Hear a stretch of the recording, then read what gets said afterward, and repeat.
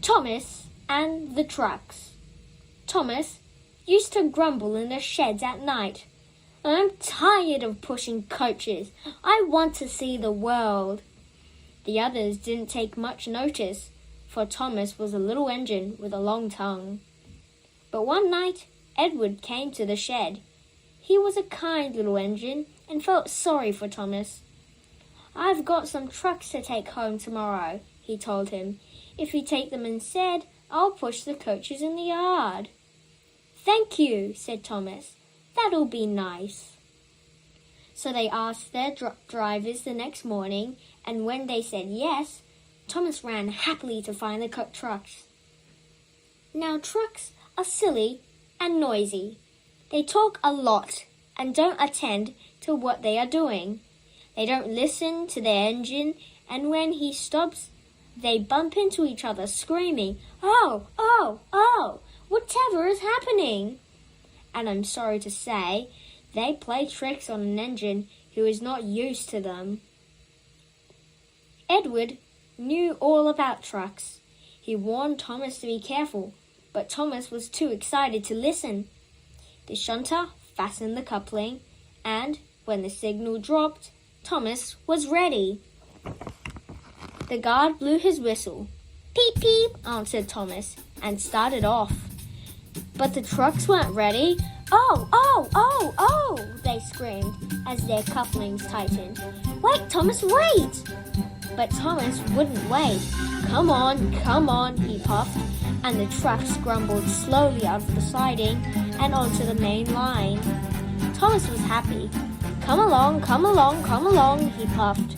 All right, don't fuss, rumbled the trucks. They clattered through stations and rumbled through bridge. Thomas whistled, "Peep, peep," and they rushed through the tunnel in which Henry had been shut up. Then, when they came to the top of the hill where Gordon had stuck, "Steady now, steady," warned the driver, and he shut off steam and began to put on the brakes. We're stopping, called Thomas. No, answered the truck, and bumped into each other. Go on. And before his driver could stop them, they had pushed Thomas down the hill and were rattling and laughing behind him.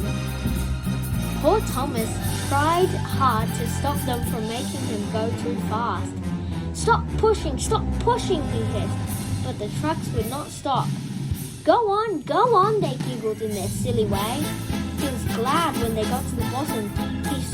Then he saw in front the place where they had to stop. Oh dear, what shall I do?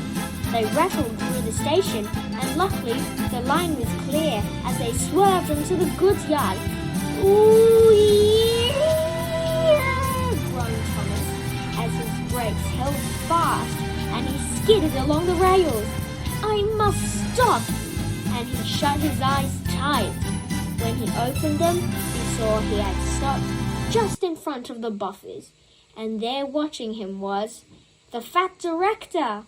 What are you doing here, Thomas? He asked sternly. I've brought Edward's trucks, Thomas answered. Why did you come in so fast?